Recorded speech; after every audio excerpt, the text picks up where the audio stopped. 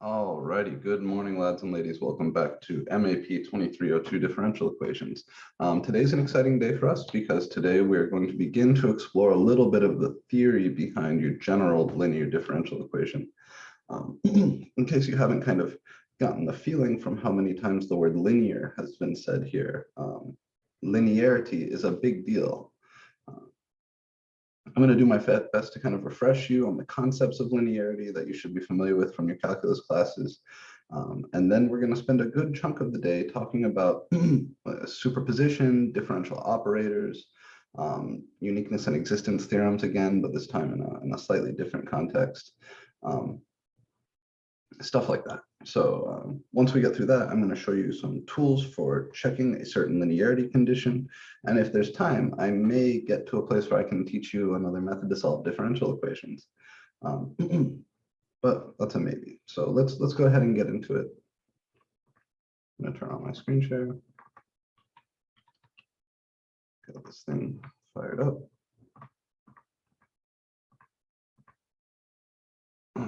I will say one more thing about the test here.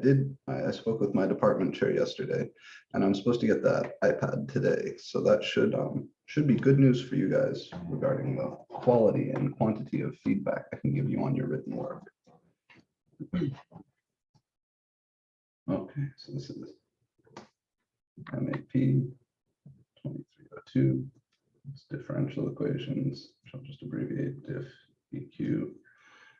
It's a lecture. I think today is the 14th.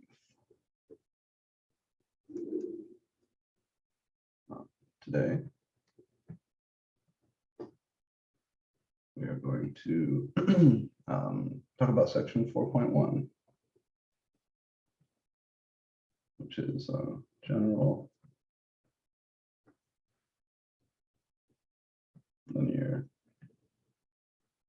ODEs. So we've seen how to solve all first order linear ODEs. That's nice. It turns out that kind of as you walk on from the first order equations, there are even some first order equations incredibly hard to solve, by the way. Nonlinear first order equations, if they're not separable, they're not Bernoulli equations, they're not homogeneous, we're pretty well fucked, or exact, right? If they don't fall into one of the categories that we've seen how to solve, basically they would be a big challenge for any mathematician or math grad student or anything. You know, if you're lucky and you're sufficiently creative, you might be able to come up with a solution to one or two particular differential equations, even first order equations. But here we're going to be talking about equations of order n in general. So that's a big challenge for the obvious reasons, but we're going to be restricting our attention to the linear ones. What else are we going to do? Really, that's it. That's the main plan. I may get to section 4.2, which is on something called reduction of order.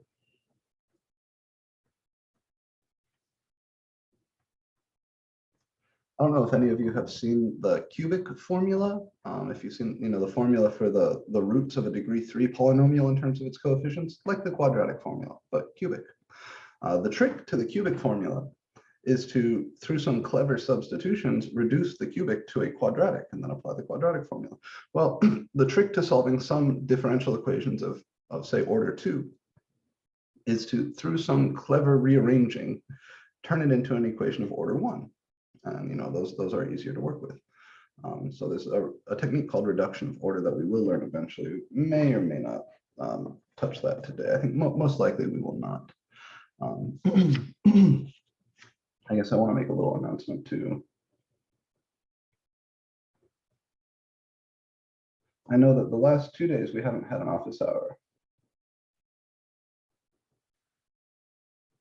The last 2 office hours were canceled. And I want to apologize for that. Yesterday, I had a meeting. I'm on the college senate here at Santa Fe, and we had a senate meeting. Those senate meetings are always on Tuesdays, and they're always from 3 to 5:30. So I had no real choice there. The day before was the day of the test, and my later class in the day had some people that, for technology reasons, were still testing at like 3:30. So I figured best to just let them do their thing and not try to shovel things around to make the office hour happen. So if you've been trying to get a hold of me in office hours, I'm sorry, I know that's probably very frustrating. There is the Discord now, which I've made available to you guys. And this is a great place to post questions. If you're wanting to ask a question of me, or you're curious about a problem or anything like that, you can come here and post those math questions, and it's a great place to do that. But the Discord is not intended to be a replacement for the office hours at all. So I've just been busy. Sorry about that. But today we will have the normal office hour from 3 to 4 p.m. and we'll be getting back into the swing of that. Okay. So where to begin? I guess I should remind you. Well, okay. So 4.1.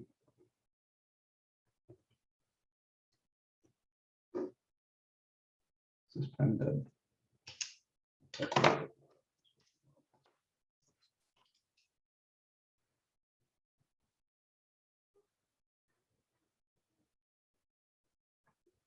Linear ODEs of arbitrary order. All right, that's what I'll call it. Your book calls it high order differential equations, but it's really linear equations that we're interested in. You've seen the definition of a linear differential equation before. All right, we'll say recall. An ODE is called linear if it can be written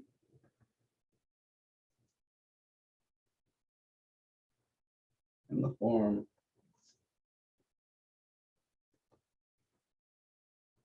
an of x. So the a functions here, the a of x, an of x, an minus 1 of x, those are all functions of x.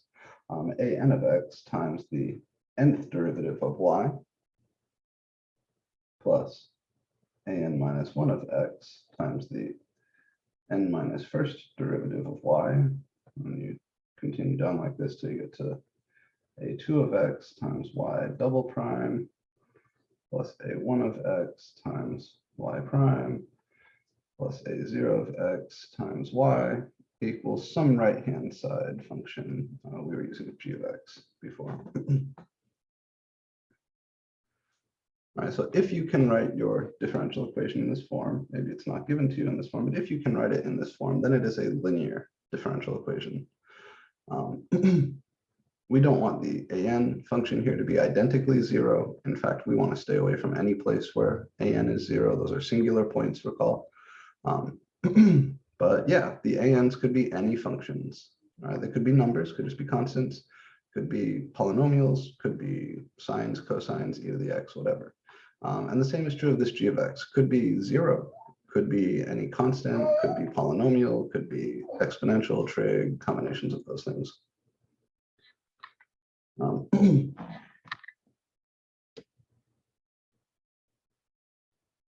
I guess we should begin with the existence and uniqueness theorem. No, we're not going to solve the theorem.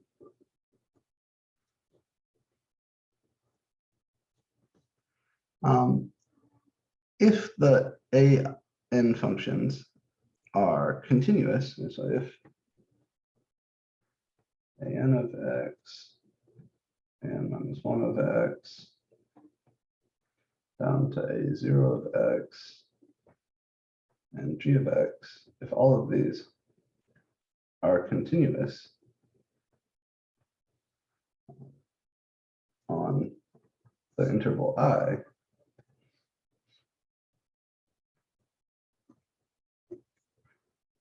and an of x is not equal to 0 anywhere on I,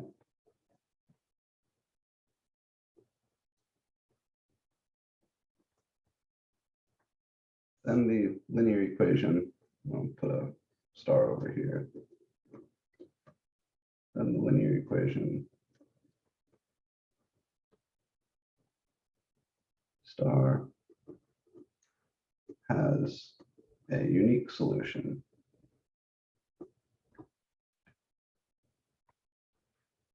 on the interval I. So not a ridiculous criterion, right? As long as all of the coefficient functions and the input driver function on the right-hand side are continuous, then you're good. Then you've got a unique solution. And you can kind of translate this to initial value problems. If by a unique solution here, what I mean is an n parameter family of functions. And if you want to have a single function be your solution, you will need to introduce some initial conditions, which here are going to look a little bit different than you're used to seeing them, because you've got n derivatives. This is an nth order equation. It turns out you're going to need n different initial conditions, usually specifying the value of the function y, the value of the derivative y prime, the value of the second derivative y double prime, all the way up to the nth derivative at some particular input.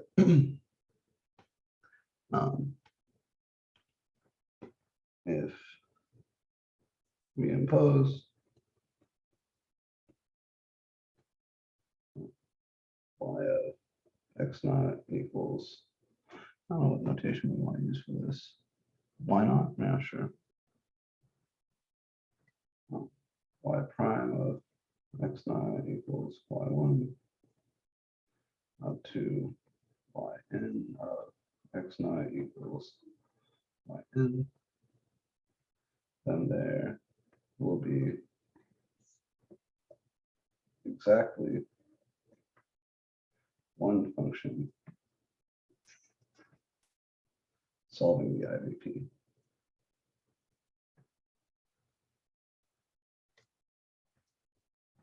That's the idea. That's what we mean by a unique solution. So when I talk about a unique solution to this differential equation, unique really isn't the right word. I should just say has a solution on the interval I. And then if I want to talk about a unique solution, what I really mean there is that all of those constants, there would be n constants in a solution to an nth order differential equation. All of those constants can be uniquely determined given an appropriate collection of initial conditions. So here x naught would have to come from the interval I.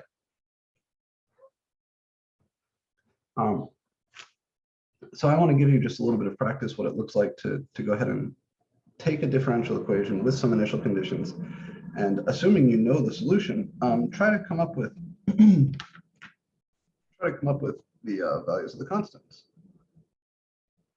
Let's see what we got. Boundary value problems. Those are a little bit different. Let's see. We should have. I don't have an example in here. I'll just make one up. Before we talk about homogeneous equations, we should practice this real quick. Way before we talk about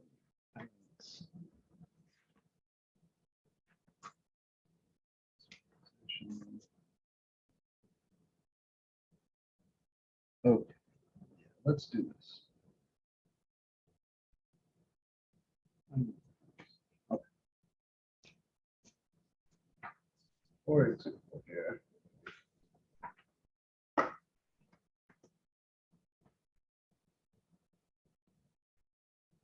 If I look at the differential equation y double prime minus y equals 0, this has general solution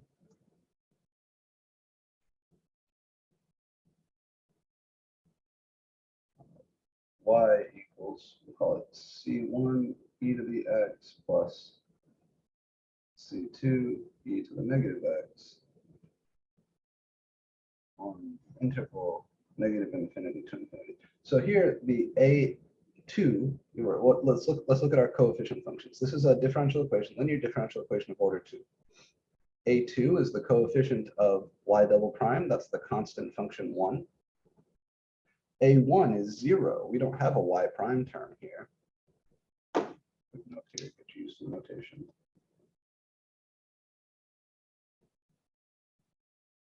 A2 of x is the constant function 1. A1 of x is the constant function 0. This is like 1 y double prime plus 0 y prime. And then A0, the coefficient of y, is the constant function negative 1. And g of x is the constant function 0. All of these coefficient functions being constant, constant functions are continuous everywhere. So certainly this satisfies the conditions of the theorem, right? Every one of the coefficient functions involved in this differential equation is continuous, not just on some small interval, but everywhere on negative infinity to infinity. And what that theorem then guarantees, I want to find the unique solution to the IVP obtained by adding the initial conditions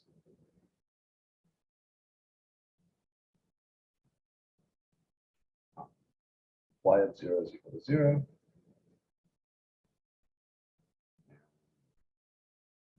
y prime of 0 is equal to 1. Okay.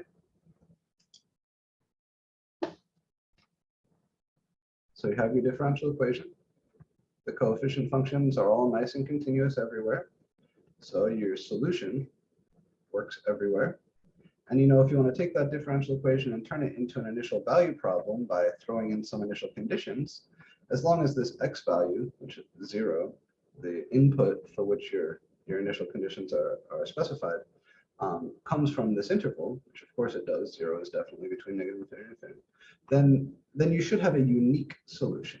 You should have a single function rather than this infinite family of functions. Right? As long as C1 and C2 are considered free constants, there's infinitely many functions that solve this differential equation.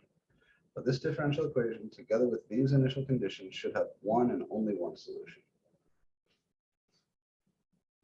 We can verify that these functions, or this family of functions, solves this ODE by differentiating and plugging in. You did that on your test. I'm not going to do that here.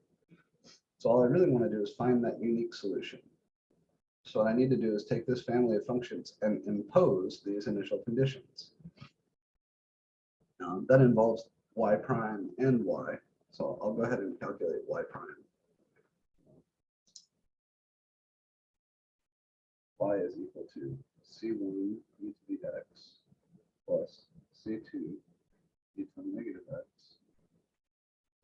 So y prime is C1 e to the x minus C2 e to the negative x, because the derivative of e to the negative x is negative e to the negative x.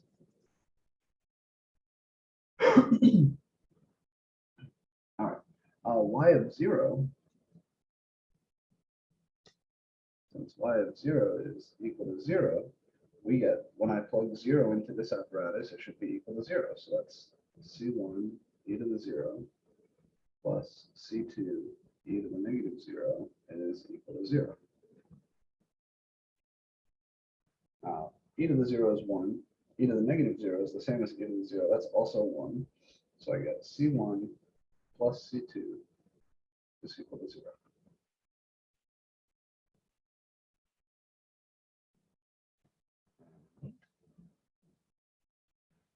Since y prime of 0 is equal to 1,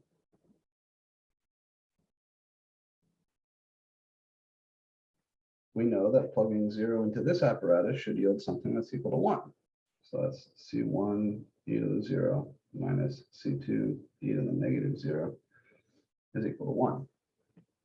And just like over here, the e to the 0, e to the negative 0, those are both 1. So this is C1 minus C2 equals 1. And you may be able to smell what's coming. I can't solve either of these explicitly for C1 or C2, but together, since they're both supposed to be true, I have a system of equations I can solve. So this yields, building the system,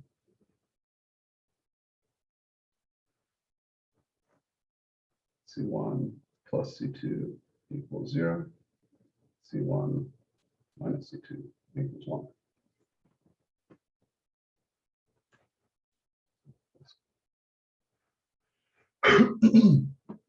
Up to you how you want to solve the systems. You can substitute, you can eliminate, you can use matrix methods. There will be moments in class probably where I do all of those things. This one's very easy to solve using elimination.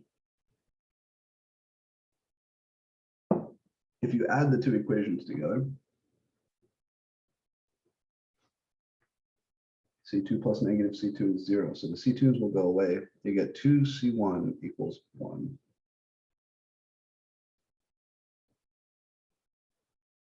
And that tells us that C1 has to be 1/2.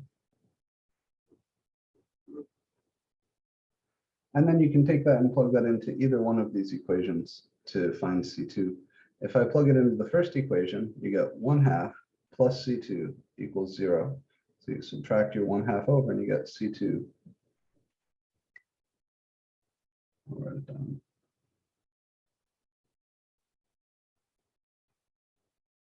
Which tells us that C2 has to be negative 1.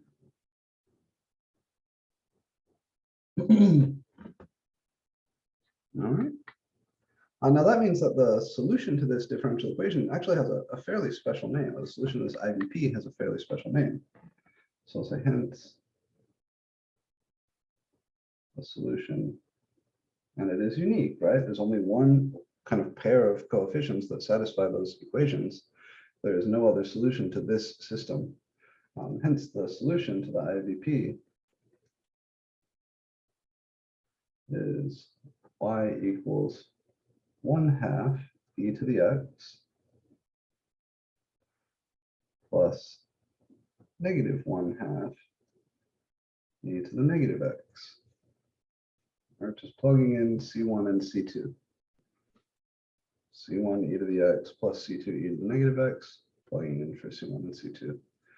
This does have another name. This is e to the x over 2 minus e to the negative x over 2, which is e to the x minus e to the negative x over 2. Does anybody know the other name for this function?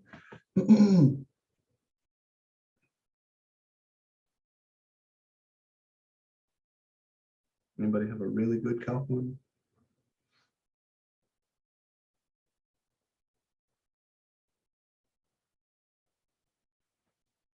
It's got a funny word in it. It's the hyperbolic sine function, sinh.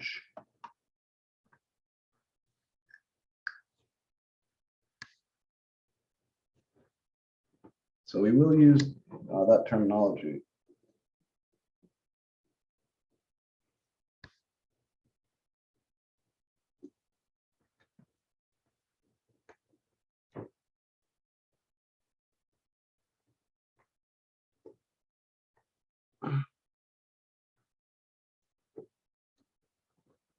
If you change this, this minus right here to a plus, that's called the hyperbolic cosine function, cosh.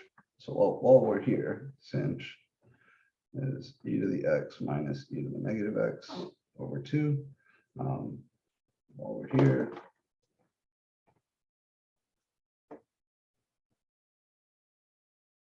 cosh x, the hyperbolic cosine, is e to the x plus e to the negative x over 2.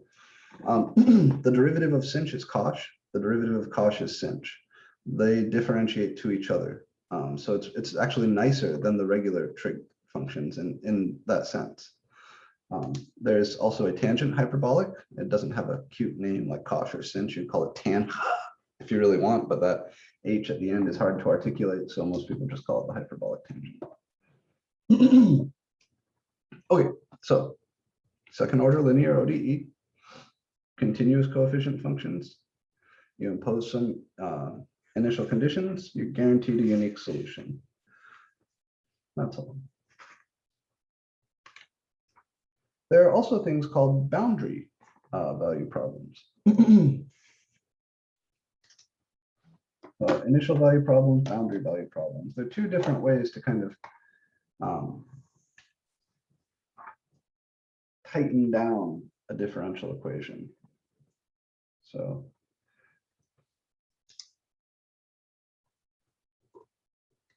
another class of problems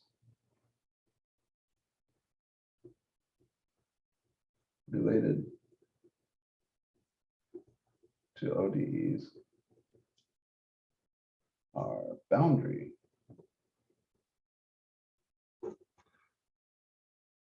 value problems. And this is where you take an ODE, and instead of specifying the value of the function, the value of the derivative, the value of the second derivative, and so on, all at one input, you specify the value of the function at kind of boundaries of an interval, the endpoints of an interval. So sort of your general second order boundary value problem, I'll just say, because higher order boundary value problems look a little more complicated. Looks like a2x, y double prime, and this is going to be a linear one.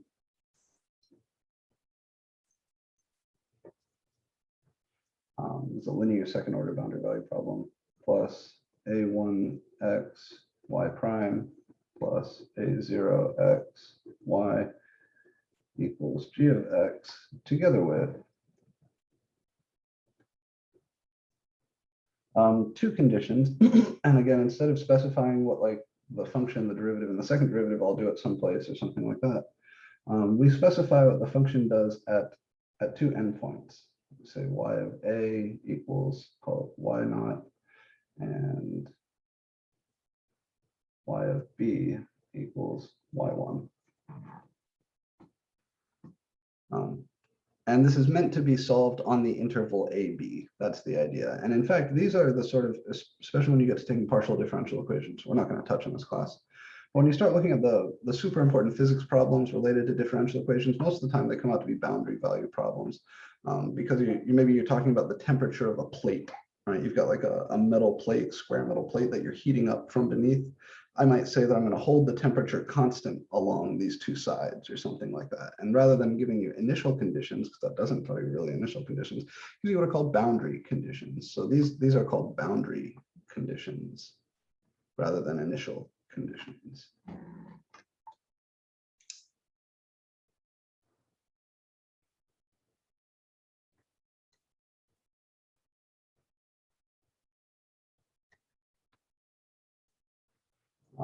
And the whole thing together is called a BVP. Now they can be linear, they can be nonlinear, they can be order 1, 2, 3, 4, 5, whatever. They can be ordinary, they can be partial. But the only boundary value problems we're really going to see are linear second order boundary value problems, because again, outside of that, they get a little hard. Okay. We can look into solving a boundary value problem or two, but I'm not going to rush it. Let's just do the same sort of thing we did a second ago. So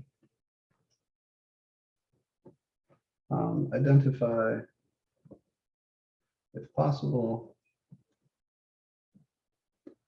a unique solution to the BVP. Here I'm going to use x as my dependent variable and t as my independent variable as a common notation from physics.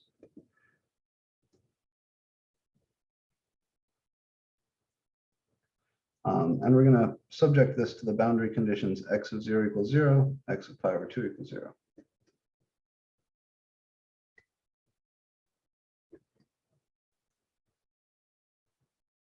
All right. So again, here your a2 is the constant function 1, a1 is the constant function 0 because there's no x prime, and a0 is the constant function 16. So the solution to the ODE is x of t equals c1 cosine of 4t plus c2 times the sine of 4t. And I want to remark before we dive into this that there's no theorem guaranteeing a unique solution for boundary value problems in the same way that there's a theorem guaranteeing unique solutions to IVPs. In other words, a boundary value problem might have one solution, might have a unique solution, might have no solutions. Right? Maybe there, even though you've got a general solution to the differential equation, maybe there's no way to make it meet these boundary conditions. It might have infinitely many solutions. or anywhere in between. So let's take a look. Let's see what happens if I try to impose these boundary conditions on this function. You can check that if you differentiate this and plug it in here, it'll satisfy the ODE. That's not what we're looking at right now. So on the one hand, since x of the 0 is equal to 0, we know that if I plug in 0 for t, this whole thing should be equal to 0. So plugging in 0 for t, I get c1 times the cosine of 4 times 0 plus c2 times the sine of 4 times 0. And that should all be equal to 0. Now 4 times 0 is 0, so this is the cosine of 0, and this is the sine of 0. The cosine of 0 is equal to 1. The sine of 0 is equal to 0. So this is just c1 equals 0.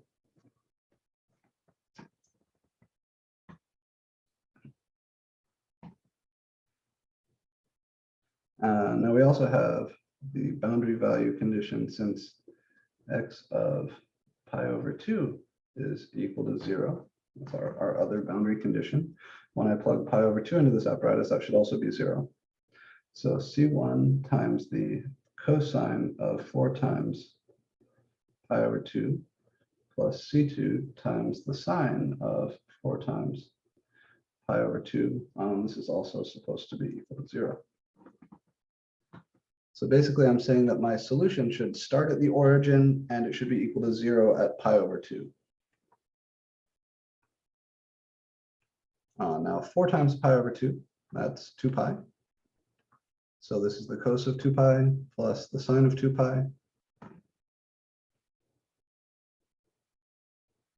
The cos of 2 pi is 1, and the sine of 2 pi is 0. So here again, you get c1 equals 0. Isn't that interesting?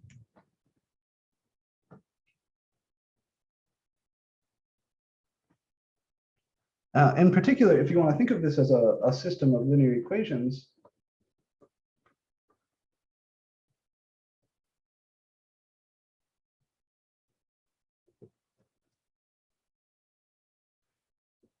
for C1 and C2, that's the linear system, 1C1 plus 0C2 equals 0, just twice. C1 plus 0C2 equals 0. Does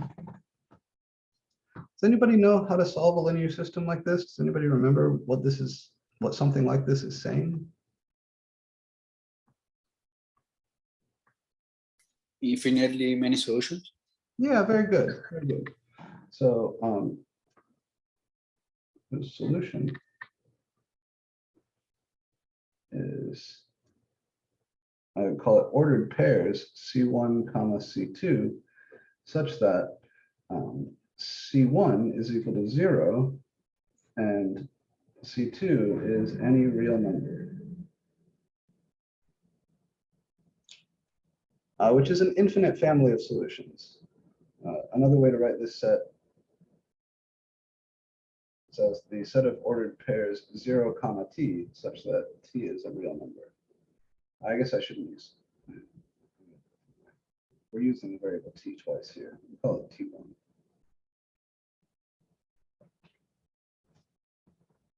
So what does that mean? That means that the solution to this boundary value problem isn't unique.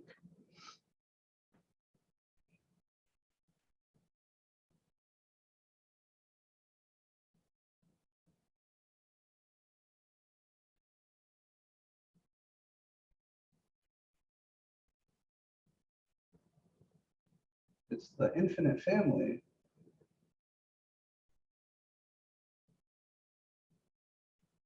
of functions x of t is equal to any constant, c2, I guess, times the sine of 4t.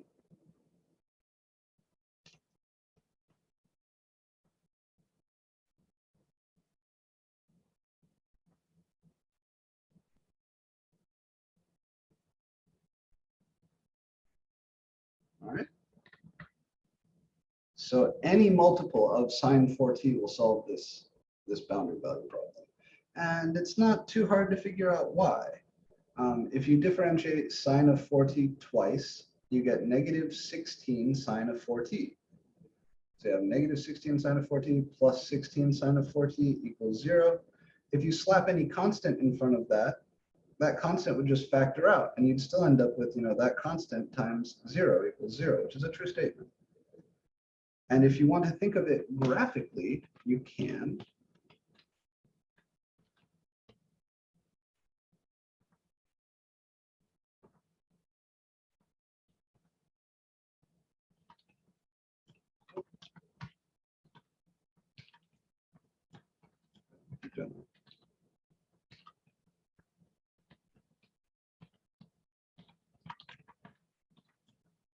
Okay, let me fill this just a little bit. Let's go up to 2,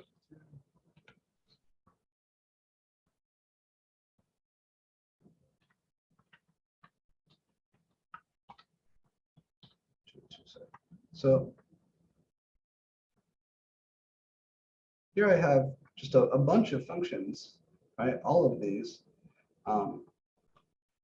say this guy, to satisfy the boundary conditions, he's equal to 0 at 0, and he's equal to 0 at pi over 2. And since these are all multiples of sine 4t, they'll all have the same derivative behavior. If you differentiate twice and then add to 16 times that function, you'll get that function back. But the big deal of boundary value problems is that you're specifying the behavior of the function at the endpoints of an interval. Now, one fun question is, are there any solutions to this ODE that don't go through, or sorry, any solutions to this BVP that don't go through this node? I'll let you think about that. In other words, is there another set of boundary values instead of specifying 0 and pi over 2, 0 and pi over 4, that would yield the exact same family of solutions? Answer has to do with the periodicity of sine 14.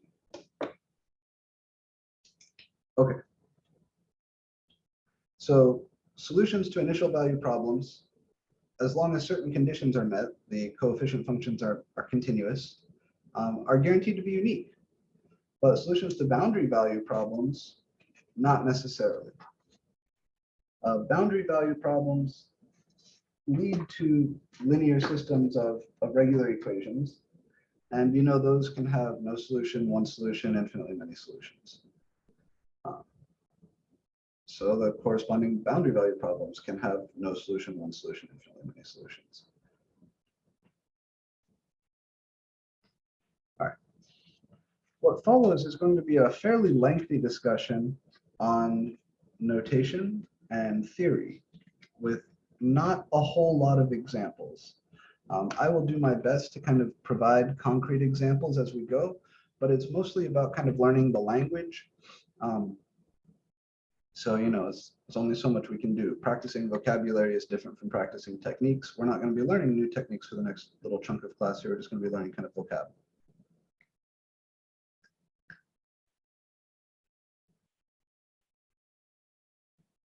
Okay.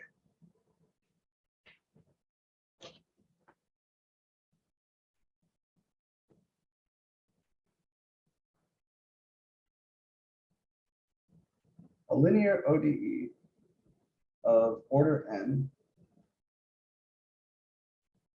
is called, and I know we've already used this word, but I'm using it in a different sense now, homogeneous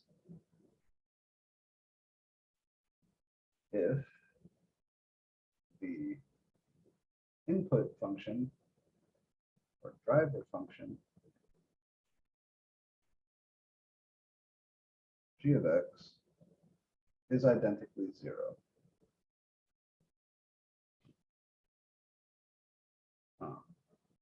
That is, if it can be written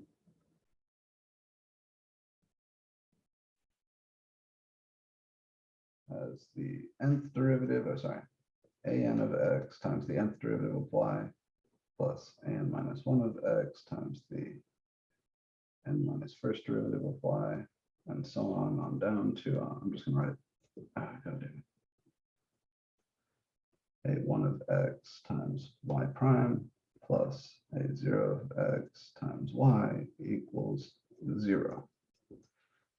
So a linear equation is called homogeneous if the right-hand side is 0. And this is another use of the word homogeneous. I know that's annoying. This happens in math sometimes. There's only so many words.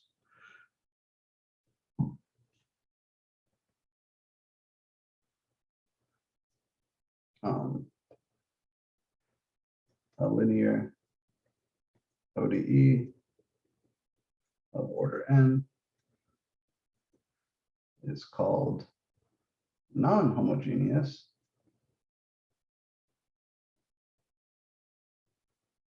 if it can be written, you can guess where this is going, an of x times the nth derivative of y plus an minus 1 of x times the n minus first derivative of y, and so on down to a1 of x times y prime plus a0 of x times y equals g of x, where g of x is not identically 0. It's okay if the function g of x is 0 sometimes. So there's a special notation for identically 0 compared to like being 0 sometimes, right? Like the function sine of x is 0 often, right? There's infinitely many places where sine of x is 0, but sine of x is not the same as the 0 function. When we want to specify identically 0, often you'll see mathematicians use this triple equal sign. So right, if the right-hand side is always 0, we call that the homogeneous equation. If the right-hand side is not always 0, we call that the non-homogeneous equation. And I'll let you choose if you want to hyphenate non-homogeneous or not. I don't. It turns out that to solve a general non-homogeneous linear ODE of order n, you first solve the homogeneous ODE of order n. Then you do some work to find the solution called the particular solution that corresponds to that particular driver or input function. There is language for those two types of solutions, but your text isn't introducing it yet. They're going to wait until we talk about differential operators. So for now, I'll just leave it at this. So I give you an ODE, a linear ODE of order n with some right-hand side. That is the non-homogeneous ODE. And if I take away the right-hand side, that is the corresponding homogeneous ODE. We can show a quick example, but y double prime plus 4y equals 0 is homogeneous. Y double prime plus 4y equals x is non-homogeneous. And I would call this the homogeneous equation related to this one. So if I gave you this equation and I asked you for the corresponding homogeneous equation, it would be the top one.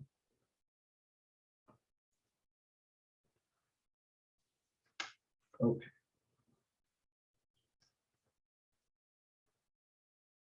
Differential operators. The object d dx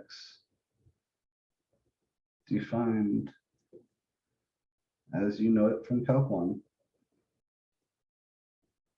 i.e. d dx of y is equal to dy dx is equal to y prime,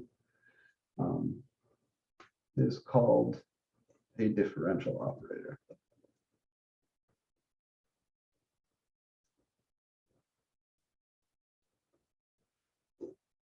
So there's kind of two words there that I'd like you to understand. The word operator is, it's an object that takes in functions and spits out functions. Basically, it's a function whose input is a function. That's all. It's a function whose domain is a function. So you can think of ddx as a function, right? You feed it some function and it will spit something else out. It's got inputs and outputs. You feed it the function y, it spits out y prime. Right? So you feed it x squared, it spits out 2x. In that sense, it's a function. But when we have functions whose inputs and outputs are themselves functions, in order to confuse ourselves less, we call them operators. And the word differential is what you think it is, right? It's just saying that this thing takes derivatives. So the ddx symbols, that object, whatever you want to use to describe the general manifestation of the symbols, is what we call a differential operator. And there's some nicer notation for these things, right? You notice I avoid the Leibniz notation. Yeah. When the independent variable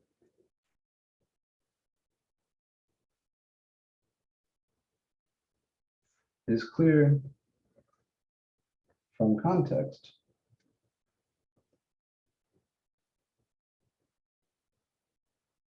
we write d for ddx, d squared for d squared over dx squared, d cubed for d cubed over dx cubed, and so on. So d of y is y prime. And we don't even usually write the of. We usually just kind of write it as d times y. D squared y is y double prime. D cubed y is y triple prime, and so on.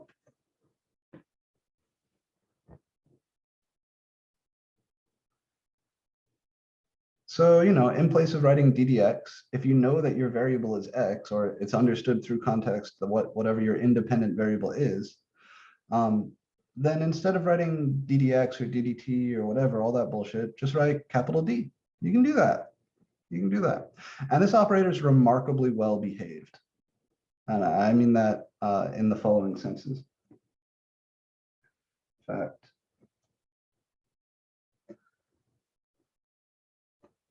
the operator D, or if you want, you call it ddx like you did in calculus, is linear. And what I mean by that is if you think of it as a function, again, whose inputs and outputs are themselves functions, it's a linear function, which means it splits up over what are called linear combinations. So what we're getting into here is some linear algebra. Matrices are linear operators, kind of your general linear operator in a finite dimensional space is a matrix. So what do I mean by linear? Linear in the sense that D, when applied to some constant times the function f plus some other constant times the function g, gives you the same thing as C1 times df plus C2 times dg, which would of course be C1 f prime plus C2 g prime. This is actually something you proved back in Calc 1, or I certainly hope you proved back in Calc 1, that if you take the derivative of a sum of two functions, you can take the derivative of each one on its own. We've been using that all semester. And if you take the derivative of a constant multiple of a function, the constant multiple pops out. Now, the way you write this in the language of operators is like this. And the output is the same.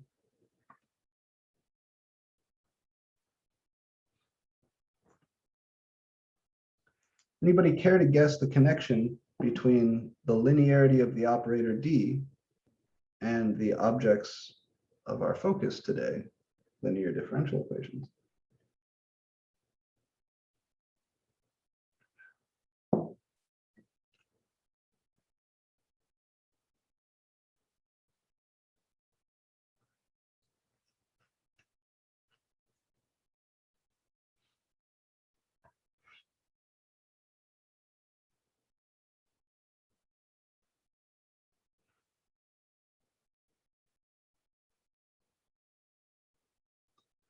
Well, a linear differential equation is built out of linear operators.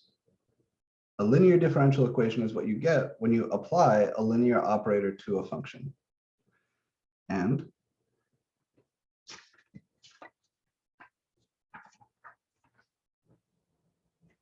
the notation I'm going to use. If L is equal to, call it a n of x times d to the n plus n minus 1 of x times d to the n minus 1 plus down to a 1 of x times d plus a 0 of x is a polynomial in D with coefficients a n, a minus 1 down to a 0, which are functions of x, then L is a linear differential operator, just like D itself. So the object here, L, this thing, is built up out of powers of D, and D is an operator. So L is an operator. L takes in functions and spits out other functions.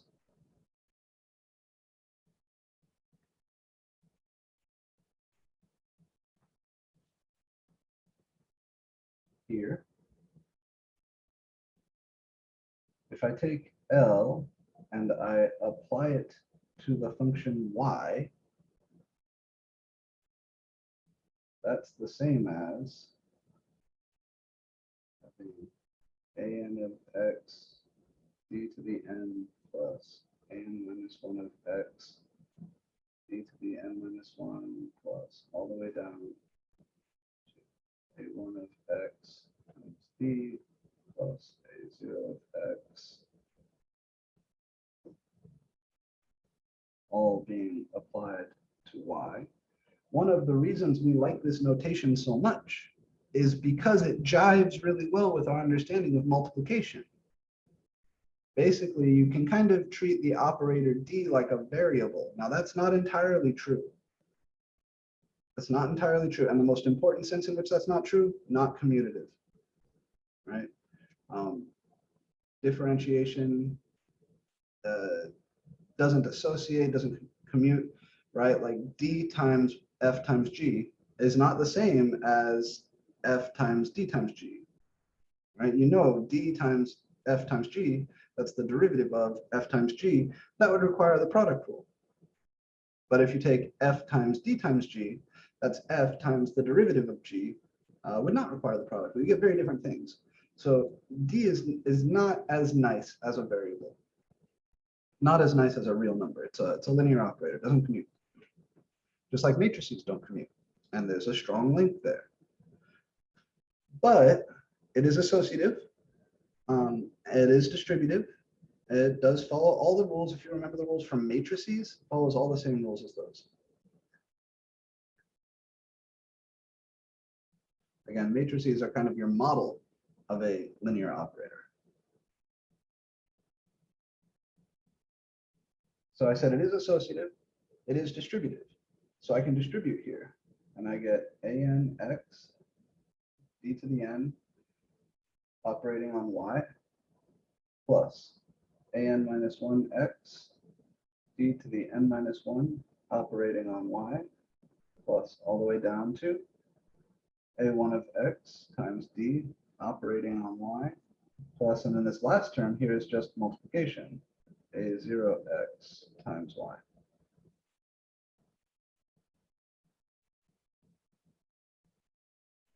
What is d operating on y? What is this piece?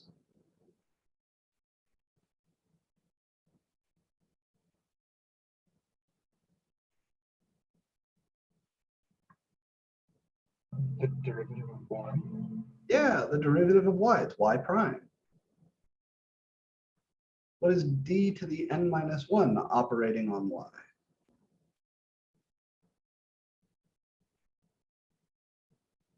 The n minus The 1 derivative of Yeah. y. Yeah, you both got it. It's the n minus first derivative of y. So this is an of x times the nth derivative of y plus an minus 1 of x times the n minus first derivative of y plus all the way down to a1 of x times y prime plus a0 of x times y.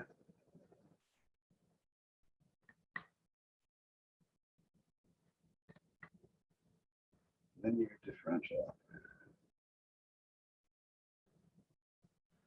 So your general linear equation, your general linear differential equation, your nth order linear ODE, can be thought of as a linear operator operating on y. So what you're really looking for when you're trying to solve a differential equation, you're trying to solve the equation, the operator equation, L of y equals 0, or L of y equals g of x, which is a lot like solving the matrix equation, ax equals b. In fact, all the same theory carries over in a really beautiful way. And this is why people are so crazy about linear differential equations, because you can learn a shitload about linear differential equations by studying the algebra of matrices. Now, what I mean up here when I say linear differential operator, remember what this means. This means that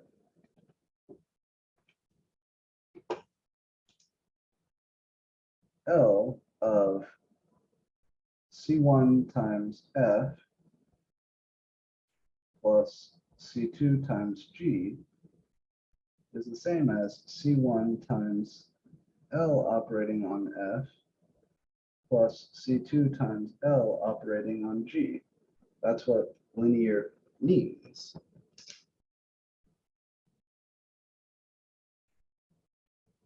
Please add the blue to your notes there. This is important. I shouldn't have just left it with the words. I should have been clear about this.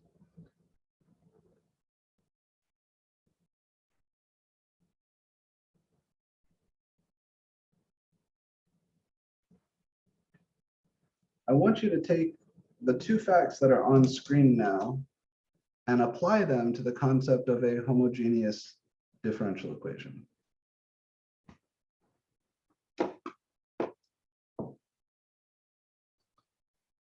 And I'll go a little bit further here. Thus, the solution to a homogeneous linear ODE is any function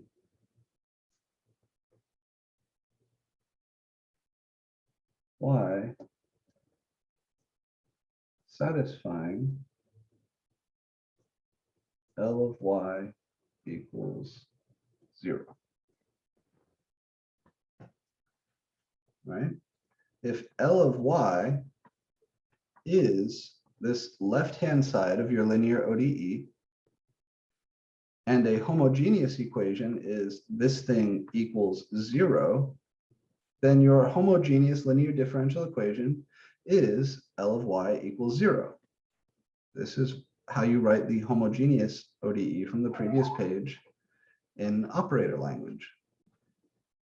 You're looking for what's called the kernel of the operator L. You want to impress your friends, tell them you're finding the kernel of a differential operator, scare the shit out of them.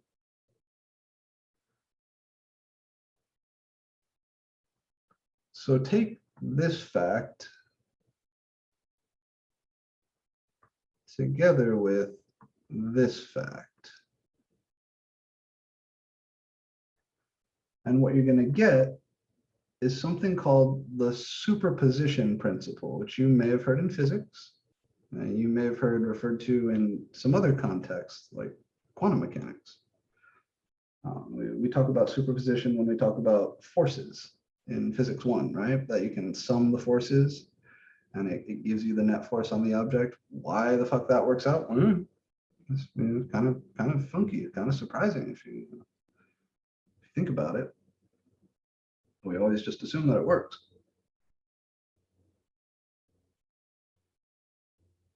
So here,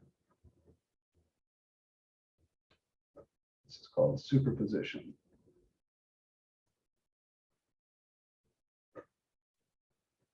If, call it F and G are two solutions to a homogeneous linear ODE, L of y equals 0, then so is C1F plus C2G.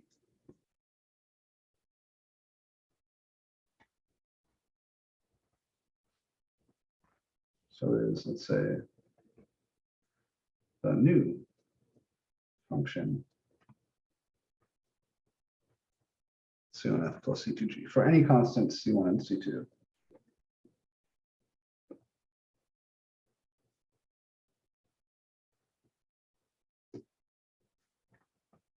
Proof? It's very fast.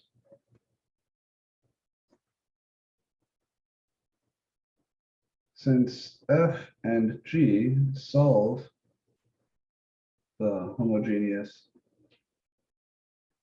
EOUS ODE, L of F, or L acting on F equals 0, and L acting on G equals 0, right? If you were to plug F in for Y here, you would get 0. If you were to plug G in for Y here, you would get 0. Therefore,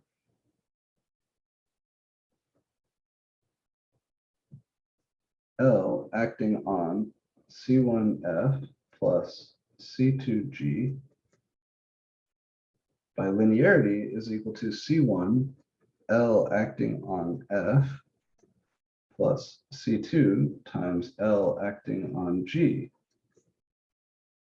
And then because each one of those is a solution to the homogeneous equation, L acting on F and L acting on G are both 0. So this is C1 times 0 plus C2 times 0, which is 0.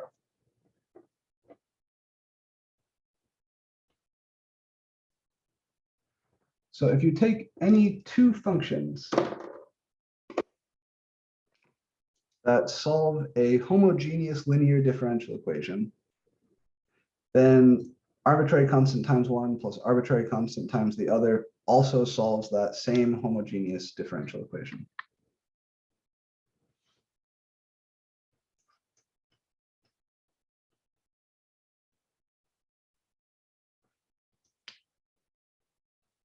Everybody with me so far? Yes. This is what I meant when I said we're getting a little theory heavy today, so try to hang in there. This is going to lead to the big strategy that I was talking about a minute ago, where in order to solve a general linear differential equation, general non-homogeneous linear differential equation, you're first going to solve the homogeneous equation. In reality, that's going to give you n solutions. It's going to give you an n parameter family of solutions. When you apply the associated differential operator to any linear combination, right? Constants times those functions added up, you're going to get 0. So in order to solve non-homogeneous equation, we're really trying to do two things.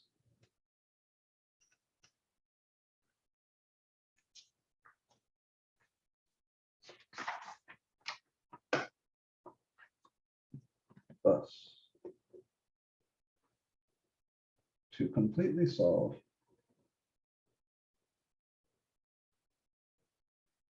a non-homogeneous linear ODE of the form. I know you're tired of writing it. I am too.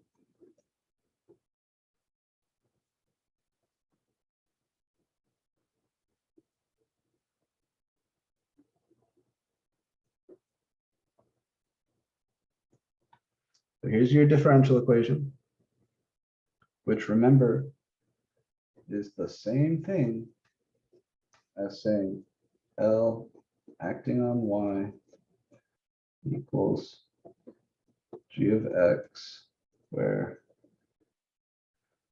L is the differential operator from the previous page.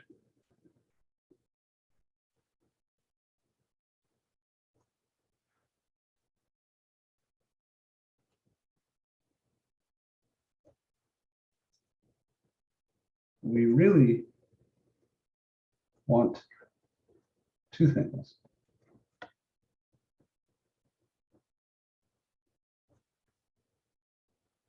We want to know solutions to L of Y equals 0 and L of Y equals G of X. Because if you take a solution to L of Y equals 0 and you add it to a solution to L of Y equals G of X, then you're going to get 0 plus G of X when you apply L to a sum of linear combinations of those solutions.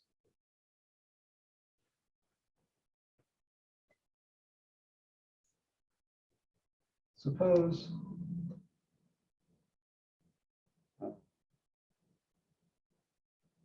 Y equals C1F plus C2G is a solution. Oh shit, let me not use G.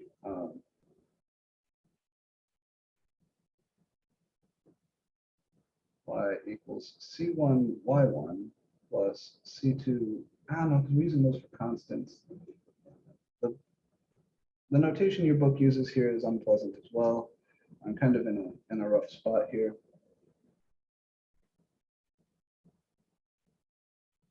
Suppose Y equals C1F plus C2H is a solution to L of Y equals 0 and what I use for this, and Y equals capital F solves L of Y equals G of X. Then by superposition and linearity, L of, or L acting on, the combination of these two things, C1F plus C2H plus capital F would be C1 L acting on F plus C2 L acting on H plus L acting on capital F. The first pieces are going to be 0.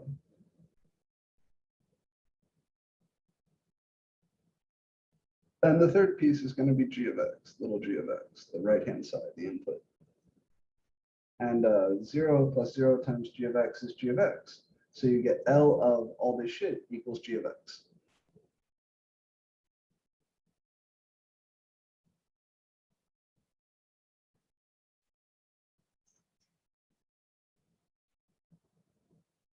Okay.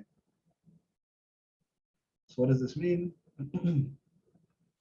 This means that to solve an nth order linear ODE, you're really looking to solve two things separately.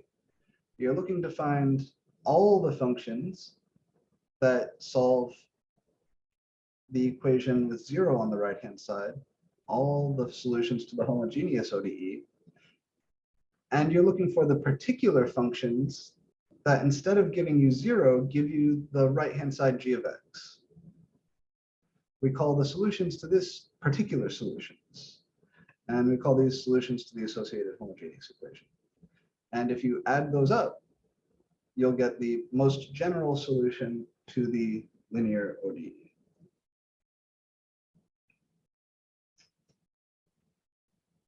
Okay, now I'll tell you what I've done here with two functions, f and h, or f and g on the previous page. You can do with n functions, right? There's nothing special about the number 2. You can split up that operator over any number of functions. And in general, an nth order linear ODE will have an n parameter family of solutions for the associated homogeneous equation, and then one solution to the non-homogeneous equation, one solution that gives you the desired right-hand side. Okay.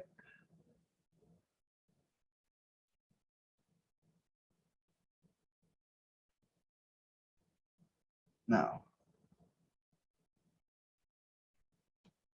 I'd like to try and make this a little bit more concrete for you. So I'm looking for a good example here. I'm a little disappointed by the examples in your textbook.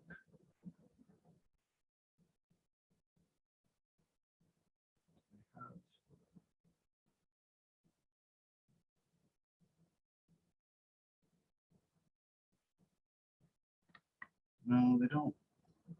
They unfortunately don't have a good example of this anywhere in here. They just kind of charge ahead. So the fact that linear combinations of solutions to homogeneous equations are solutions to homogeneous equations, it's a fact.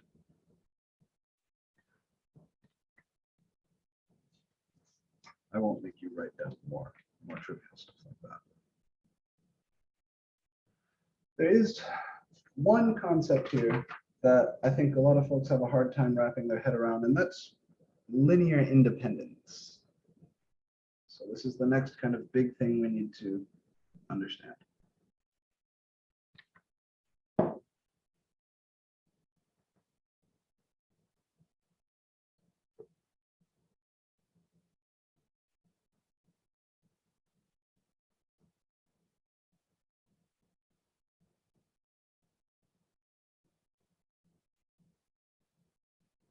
How many have heard the term linearly independent or linearly dependent somewhere in their past?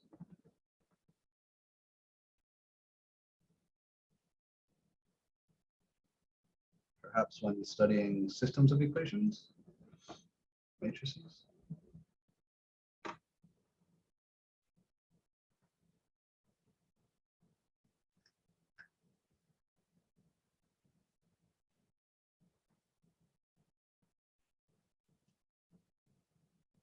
No. Okay.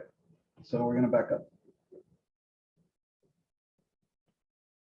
A set of n vectors. Everybody knows what a vector is, right? It's an ordered pair, ordered triple, order n tuple. A set of n vectors, which I'll just call v1, v2, out to vn, is called linearly independent if the only solution to the vector equation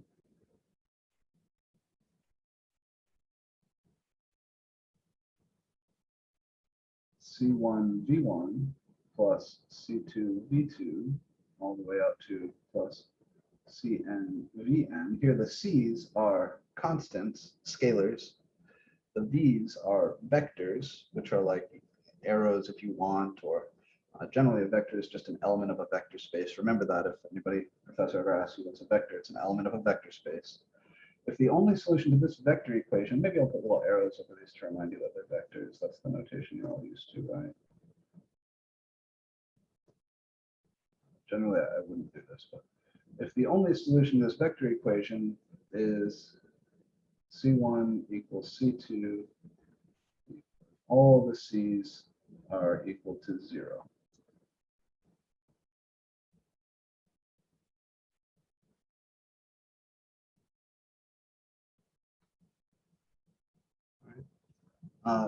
If you think back to your knowledge of matrix mechanics, a matrix is invertible if and only if the columns, when you think of them, each column as its own vector, if and only if the columns are linearly independent. That's what it means to say a matrix is invertible. The columns are linearly independent. A fact. Two vectors are linearly independent if they are not multiples of each other.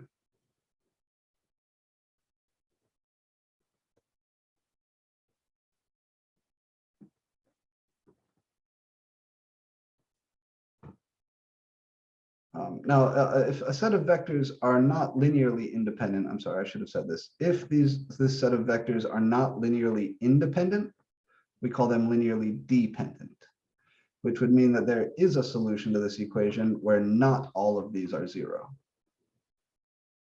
Well, I'll just throw that in here, fact. If a set of vectors v1, v2, out to vn are not linearly independent, then we call them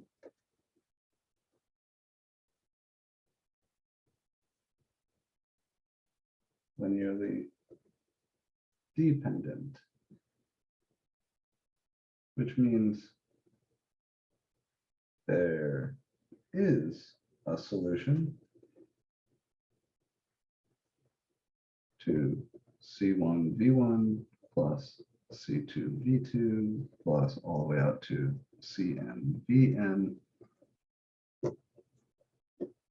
equals 0, where not all of the C1, C2, etc.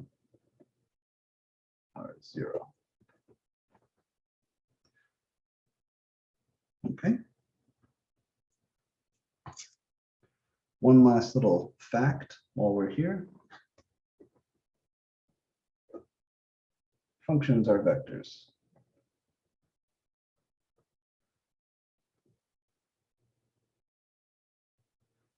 In the vector space of, say, all functions. Right, so vectors aren't what you think they are. Vectors aren't arrows. They're not even n tuples. Anything can be a vector, as long as when you impose the appropriate algebraic structure, it satisfies the axioms of a vector space. One of the most interesting vector spaces to study is the vector space of all functions, or usually vector space of continuous functions or twice differentiable continuous functions. And usually you impose some restrictions, but functions are vectors in the appropriate vector space. The standard one that you talk about is C01, but you talk about all sorts of vector spaces of functions. Which means I can talk about a set of functions being linearly independent or linearly dependent in the same way I can talk about a set of any other vectors being linearly independent or linearly dependent. The trick is that this vector equation, which you normally, if you think of these v1, v2, vn, whatever, as column vectors, you can turn this vector equation into a matrix equation and then solve the corresponding matrix equation to figure out what C's work. And then if those are all 0 necessarily, then you'd say, yay, these are independent.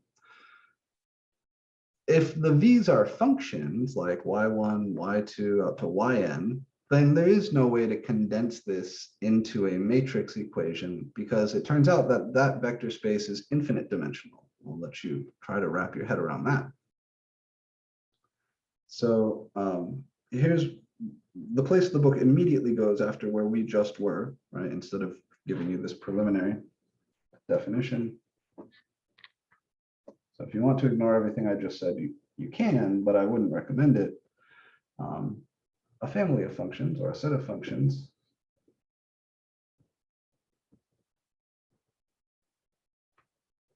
f1 of x, f2 of x, out to fn of x is called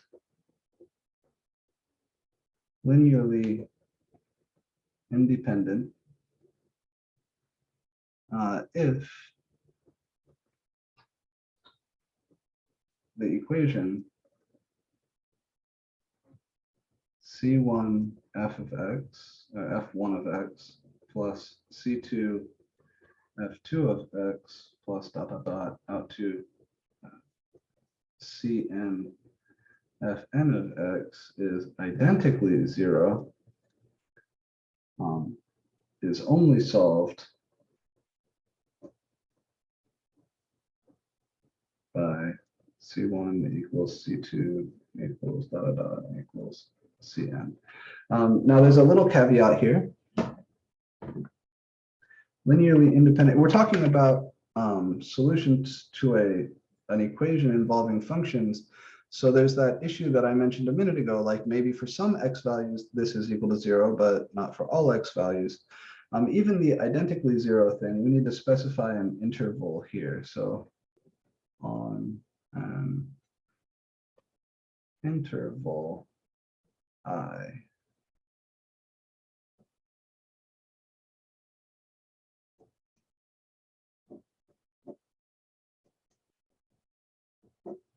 and your book uses some pretty sneaky examples to try and convey this.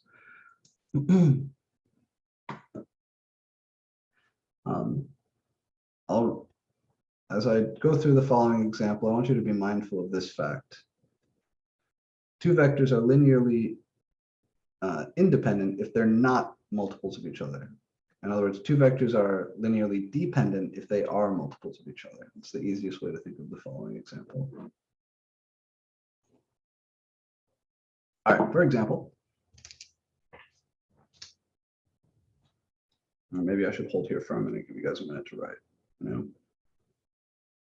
So the necessary definitions and facts for linear independence in the context of linear ODEs.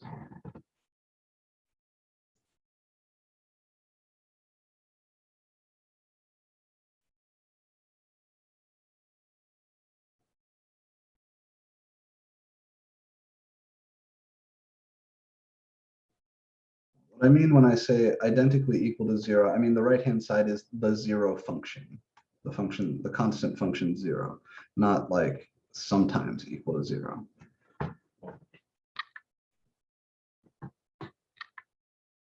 In that same way, I suppose I should be writing the 0 vector over here, if you're familiar with that concept.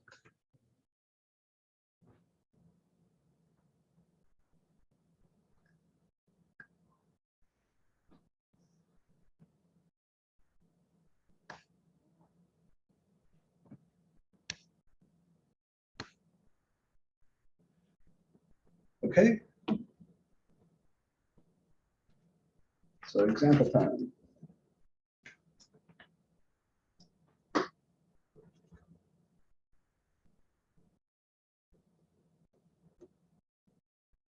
The functions f1 of x equals x and f2 of x equals the absolute value of x are linearly dependent on the interval I equals 0 to infinity. Why?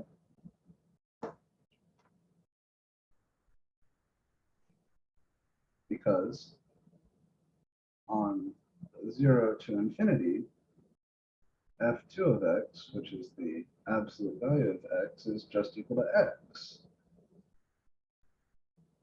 So the equation c1 f1 of x plus c2 f2 of x equals 0 is the same as c1 x plus c2 x equals 0 on 0 to infinity, which has,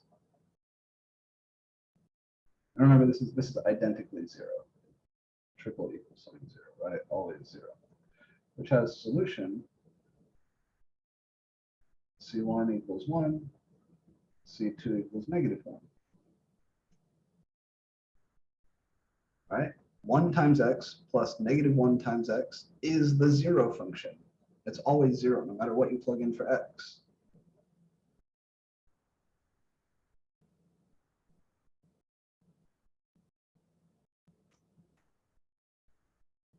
Those same functions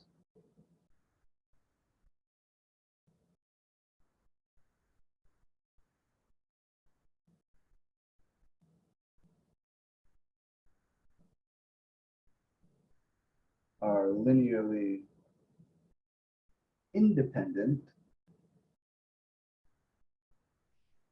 on -infinity to infinity, because the equation c1 f1 of x plus c2 f2 of x, oh shit, f2 of x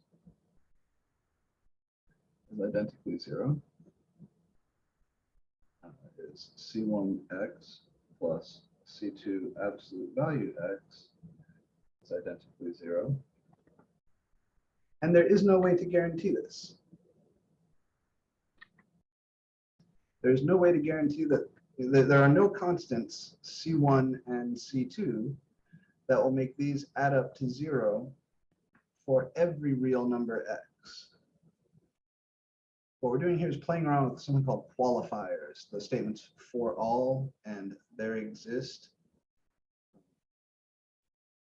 There do exist c1 and c2 such that for all x's on 0 to infinity, c1x plus c2x is identically 0. That works. I found them. They're easy to find.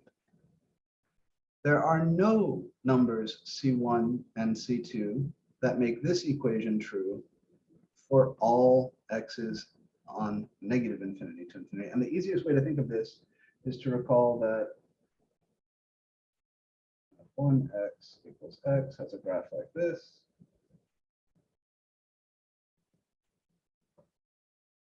I know, I'm sorry.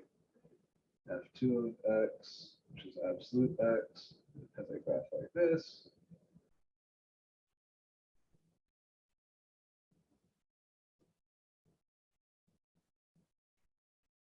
So if you're just paying attention to the interval 0 to infinity, is this graph a scalar multiple of this graph? Yes, it is. Yes, it is. But if you're looking at the whole thing as a chunk, is this graph a multiple of this graph? No. Remember, two graphs, if one function is a multiple of the other, then the one graph is a scaled, that's why I use the word scalar, is a scaled version, vertically scaled version of the other.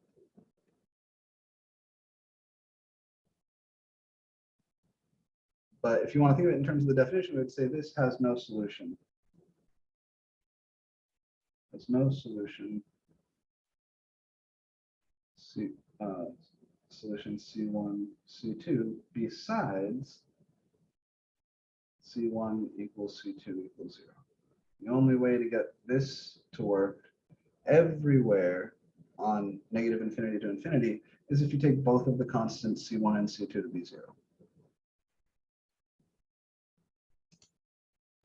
A handful of your homework problems, the homework set that I opened the other day, just ask you to determine if a family of functions is or is not linearly independent. What that means is you need to examine the defining equation, and you need to be mindful of the interval on which we're playing. All right, these two are great examples because on one interval, they're linearly dependent, and on the other interval, they're linearly independent. And this is, I know, a hard concept. I've seen math majors in their third year struggle with this concept, so take your time. Speaking of time, I have 3 minutes left. I could show you the Wronskian now. The Wronskian is a cute trick for determining whether or not a set of functions is or is not linearly independent. But I'm going to withhold that for now. And instead, I'm going to show you one more example of a linearly dependent set of functions, because it's a nice example. Questions on this example?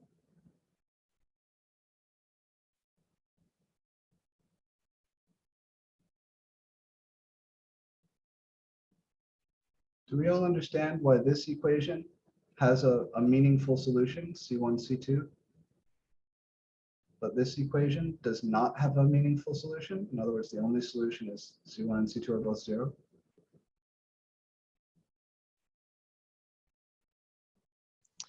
Professor, does the interval of negative infinity to infinity, is that all classified as linearly independent because they don't match from negative infinity to 0? You know what I'm trying to say? Like, why would it be from negative infinity to infinity and not from negative infinity to 0? They're linearly independent. Yeah, good question. So this is a good question, and I want you guys to think about it.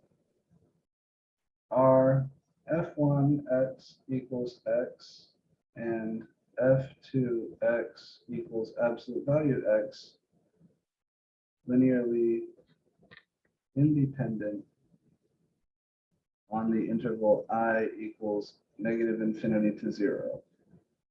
Question mark, question mark. Can anybody answer that for me? This is a great question. I really like this Ernesto.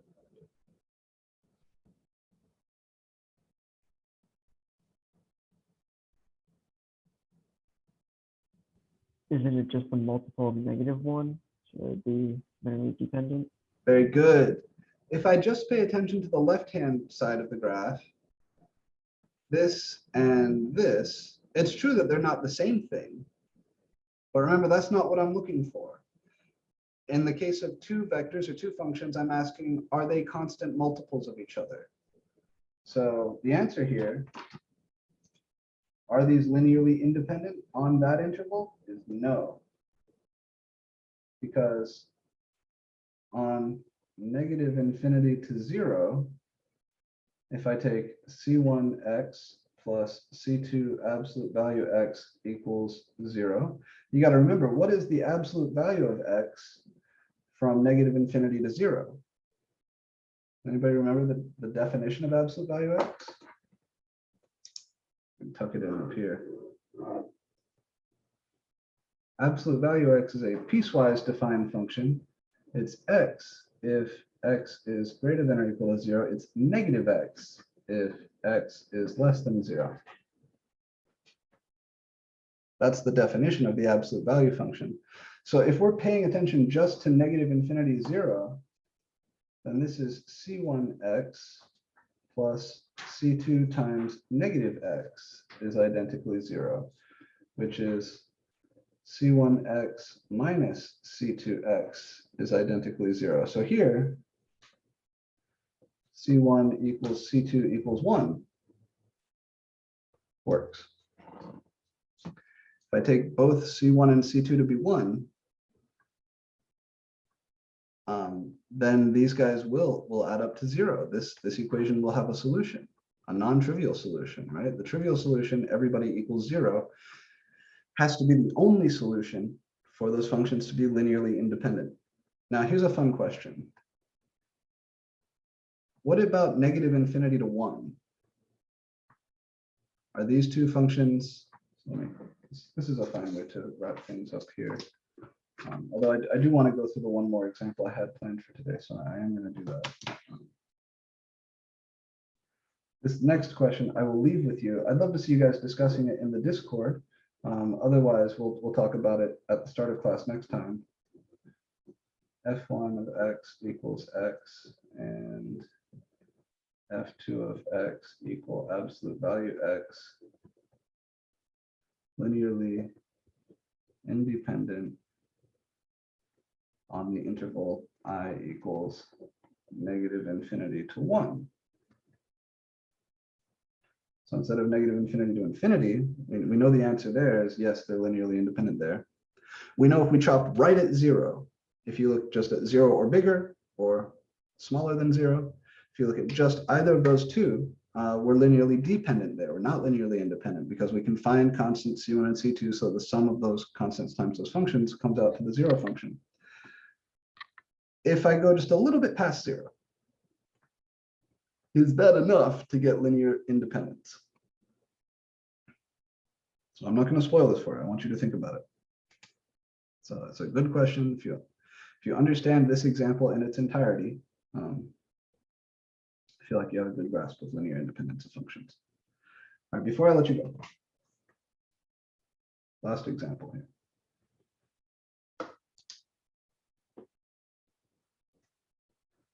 Is the family, what do I want here? F1 is cos squared x. F2 sine squared x. F3 secant squared x.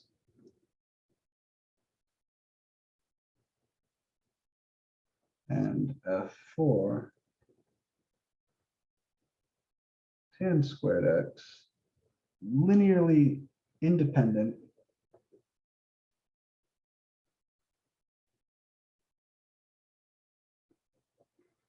on the interval negative pi over 2 to pi over 2. I can't, because the secant and tangent functions are undefined at plus minus pi over 2 and every odd multiple thereof, I can't even hope for linear independence on negative infinity to infinity. So the largest interval containing 0, where secant and tangent are both defined, is negative pi over 2 to pi over 2. So that's what we're going to go with. But on that maximal sized interval where everybody is defined and happy, is this or is this not a linearly independent family?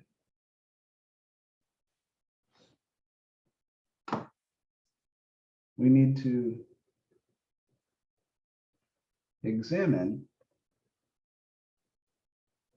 the equation C1. I'm not going to write F1, F2, whatever. I'm just going to, so C1 cos squared of x plus C2 sine squared of x plus C3 secant squared of x plus C4 tan squared of x is identically 0. That's what we're asking. Are there any solutions to this equation besides C1, C2, C3, C4 all being 0?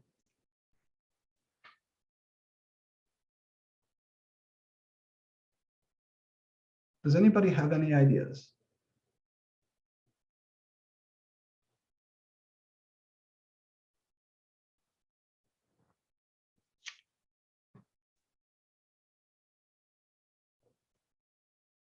Any like trig identities and stuff like that?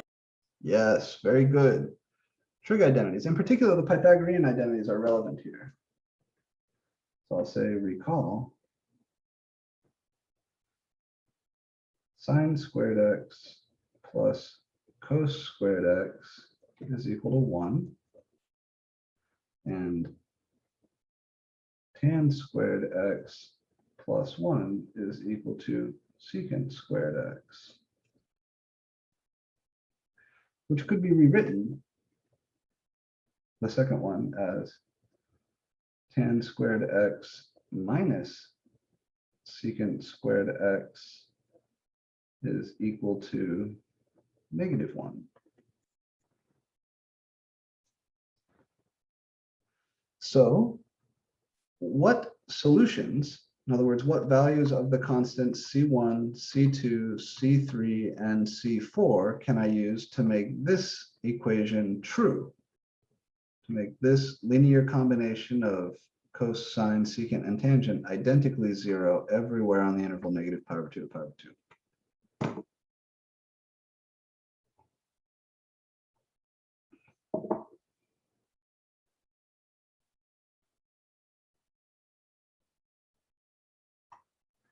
If I want to use this fact, what do C1 and C2 need to be? They need They to need be to equal get- to each other. Yeah, very good. Nice general answer there. I like that. C1 and C2 would need to be equal to each other, so I could factor them out. Simplest choice there, C1 and C2 both equal to 1. So if I pick C1 and C2 to both be equal to 1, then this piece is going to sum to 1, right? I'd have cos squared x plus sine squared x. That is identically 1. What then must I do with C3 and C4 in order to get the whole thing to come out to 0? I would need this piece to be what? They need to be opposites of each other. Yeah. Yep. And I need them to be opposites of each other in the right way. Because if I combine these in the wrong way, I could get +1. I want to combine them to get -1. So since tan squared x minus secant squared x is -1, I can take C1, C2, and C4 to all be +1, and C3 to be -1.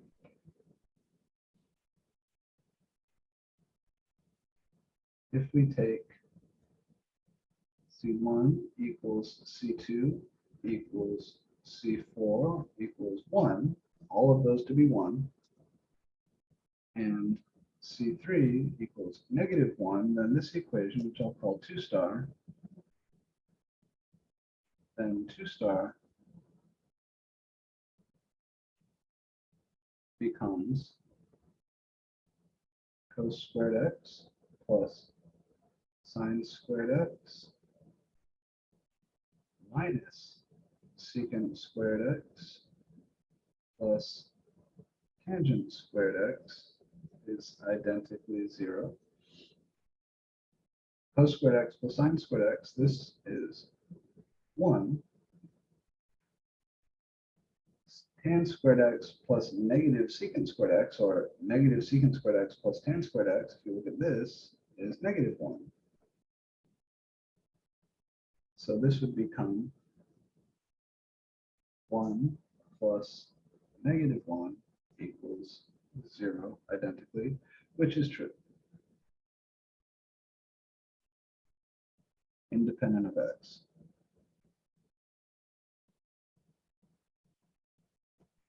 Now, again, restrictions here, secant and tangent aren't defined at odd multiples of pi/2. So we're just saying we're doing this from -pi/2 to pi/2. But yeah, so what's the conclusion? It is linearly independent. So if they were linearly independent, that would mean the only solution to this is with all the c's being 0. So you'd say that these are, you could say that they're not independent or they are dependent. So we'd say, therefore, the family is linearly dependent. Or we could say not linearly independent. All right, this is a tricky concept. I know it. I know it's hard. It's going to take a little bit of time to wrap your head around. Don't be shy about that. Good problems to talk about in the Discord. Good problems to talk about in office hours. Good problems to Google. Watch YouTube videos. You find a YouTube video you like, post it to the Discord. Let everybody else see it. That's all I've got for you guys today. Next time, I'm going to introduce this thing called the Wronskian, which is going to require taking determinants. So you might want to remind yourself how to take determinants of matrices, not just 2x2s, but 3x3s, 4x4s, and bigger. And from there, I will start teaching you how to solve general linear differential equations. We're going to start with constant coefficient homogeneous differential equations. But we're going to kind of move on from there and slowly get more brave. We're going to talk about constant coefficient non-homogeneous differential equations, and then we'll even look at some variable coefficient non-homogeneous differential equations. It gets hard from here. It gets hard from here, so get ready. But that is most of the preliminary theory for linear equations. Next time we will dig into the nuts and bolts stuff. So I hope you guys have a good day today. Please take a look at that homework set. There's a homework set up for you, and a nice chunk of it is just, is this family independent or dependent? I'll probably post a little bit more homework later in the week, but because you didn't have access to this from the start of the week, I'm not making it due tomorrow. I'm making it due next Monday. So go ahead and get cracking on this homework. Even though it's not due till next Monday, please start on it now, because there will be more. And that's it from me. I'll see you guys either later today if you come to office hours, or tomorrow morning. Hi, Professor.